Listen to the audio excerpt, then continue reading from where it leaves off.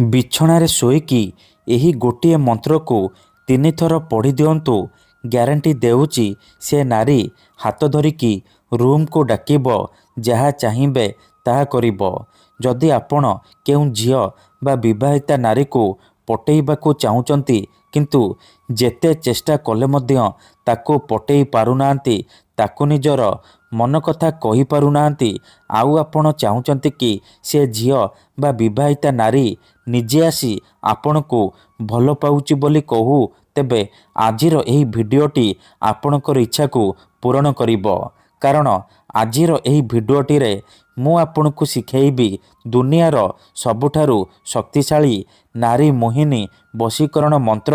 ଏହି ମନ୍ତ୍ରକୁ ଯଦି ଆପଣ ରାତିରେ ଶୋଇବା ପୂର୍ବରୁ ନିଜ ବିଛଣାରେ ଶୋଇକି 3 ଥର ପଢ଼ିଦେବେ, ସେ ଝିଅ ହେଉ ବା ବିବାହିତା ନାରୀ ଆପଣଙ୍କ ପାଖକୁ ଆସିବା ପାଇଁ ବାଧ୍ୟ ହେବ। ରାତି ଦିନ ଘରକୁ ଡାକିବ, ଯାହା ଚାହିଁବେ ତାହା କରିବ, ଆପଣଙ୍କର ସବୁ ଇଚ୍ଛାକୁ ପୂରଣ କରିବ। ନମସ୍କାର ଫ୍ରେଣ୍ଡସ୍, ଓଡ଼ିଆ ଫଣ୍ଡା ଚ୍ୟାନେଲକୁ ଆପଣମାନଙ୍କୁ ସ୍ୱାଗତ। ଆଜିର ଏହି ଭିଡ଼ିଓଟିରେ ମୁଁ ଆପଣଙ୍କୁ ଶିଖେଇବି ଆପଣ କିପରି ସୁନ୍ଦରୀରୁ ସୁନ୍ଦରୀ ଝିଅକୁ ପଟେଇ ପାରିବେ, ସୁନ୍ଦରୀ ପଡ଼ିଶା ଘର ଭାଉଜକୁ ପଟେଇ ପାରିବେ, ତାଠାରୁ ନିଜର ମନ ମୁତାବକ କାମ ହାସଲ କରିପାରିବେ। ଏହି ବଶୀକରଣ ଏତେ ଶକ୍ତିଶାଳୀ କି ଯିଏ ବି ଏହି ବଶୀକରଣ କରିଛି ସଫଳ ହେଇଛି।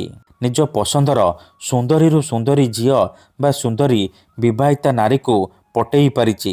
ତେଣୁ ଆପଣ ବି ଗୋଟିଏ ଥର ଏହି ବଶୀକରଣ କରନ୍ତୁ, ତାପରେ ଦେଖିବେ ସେ ଝିଅ ପାଗେଳି ପରି ଆପଣଙ୍କୁ ଭଲ ପାଇବ।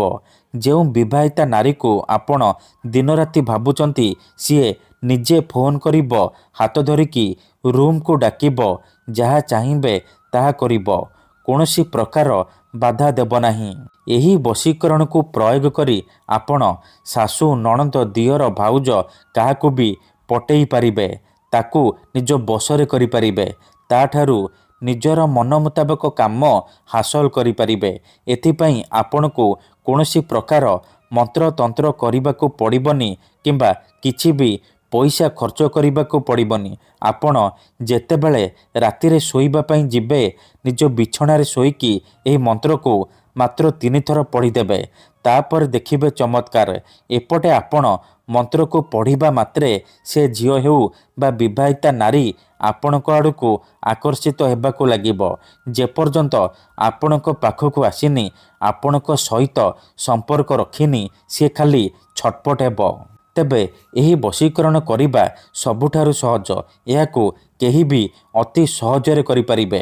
ତେଣୁ ମୋର ଆପଣମାନଙ୍କୁ ଅନୁରୋଧ କି ମନରେ କୌଣସି ଖରାପ ଉଦ୍ଦେଶ୍ୟ କିମ୍ବା କୌଣସି ଖରାପ କାମ ପାଇଁ ଆପଣ ଏହି ବଶୀକରଣକୁ ପ୍ରୟୋଗ କରିବେନି। ଯଦି ଆପଣ ସତରେ ସେ ଝିଅ ବା ନାରୀକୁ ଭଲ ପାଉଛନ୍ତି, ତାକୁ ବିବାହ କରିବାକୁ ଚାହୁଁଛନ୍ତି, ତେବେ ଆପଣ ଏହି ବଶୀକରଣ ପ୍ରୟୋଗ କରିବେ। ଅନ୍ୟଥା ମନରେ କୌଣସି ଖରାପ ଉଦ୍ଦେଶ୍ୟ କିମ୍ବା କୌଣସି ଖରାପ କାମ ପାଇଁ ଆପଣ ଏହି ବଶୀକରଣକୁ ପ୍ରୟୋଗ କରିବେନି।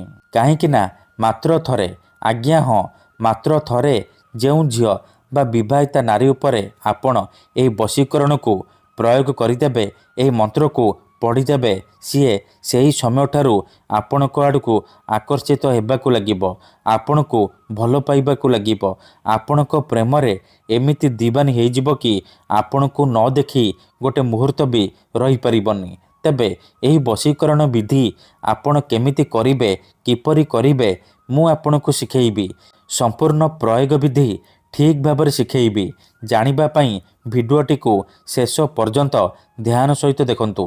ଠିକ୍ ଅଛି, ତେବେ ଯାଇକି ଆପଣ ସମ୍ପୂର୍ଣ୍ଣ ପ୍ରୟୋଗ ବିଧି ଠିକ୍ ଭାବରେ ଜାଣିପାରିବେ। ଅଧାରୁ ଛାଡ଼ିକି ପଳେଇଲେ କିମ୍ବା କାଟି କାଟି ଦେଖିଲେ ଆପଣ କିଛି ବି ବୁଝିପାରିବେନି। ପରେ କମେଣ୍ଟ କରିବେ, ଗୁରୁଜୀ ବଶୀକରଣ କାମ କରୁନି। ଦେଖନ୍ତୁ, ବଶୀକରଣ ବିଧି ଜାଣିବା ପୂର୍ବରୁ ବଶୀକରଣ ବିଧି ଠିକ୍ ଭାବରେ ଶିଖନ୍ତୁ, ପ୍ରୟୋଗ ବିଧିକୁ ଠିକ୍ ଭାବରେ ଜାଣନ୍ତୁ, ତାପରେ ଆପଣ ବଶୀକରଣ କରିବା ପାଇଁ ଯିବେ।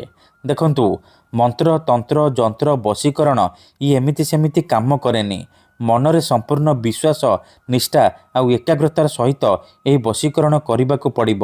ତେବେ ଯାଇ ମୁଁ ଆପଣଙ୍କୁ ଗ୍ୟାରେଣ୍ଟି ଦେଉଛି ଆପଣ ଯାହାକୁ ଚାହିଁବେ ତାକୁ ପଟେଇ ପାରିବେ। ତେବେ ଚାଲନ୍ତୁ ଜାଣିବା ଏହି ବଶୀକରଣ କିପରି କରିବେ। ତା ପୂର୍ବରୁ ଯଦି ଆପଣ ଆମ ଚ୍ୟାନେଲକୁ ପ୍ରଥମ ଥର ଆସିଛନ୍ତି ତେବେ ଦୟାକରି ଚ୍ୟାନେଲକୁ ସବସ୍କ୍ରାଇବ୍ କରି ପାଖରେ ଥିବା ବେଲ୍ ଆଇକନ୍କୁ ମଧ୍ୟ ଦବାଇ ଦିଅନ୍ତୁ, ଯାହାଦ୍ୱାରା ଆମେ ଯେଉଁ ବି ଭିଡ଼ିଓ ଅପଲୋଡ଼ କରିବୁ ସର୍ବପ୍ରଥମେ ଆପଣ ଦେଖିପାରିବେ ଆଉ ତାହାର ଲାଭ ପାଇପାରିବେ।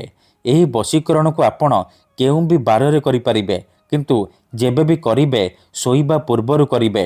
ବିଧିଟି କରିବା ପୂର୍ବରୁ ଭଲ ଭାବରେ ହାତ ଗୋଡ଼ ଧୋଇକି ସଫା ବସ୍ତ୍ର ପିନ୍ଧିକି ଏହି ବଶୀକରଣ ଆରମ୍ଭ କରିବେ।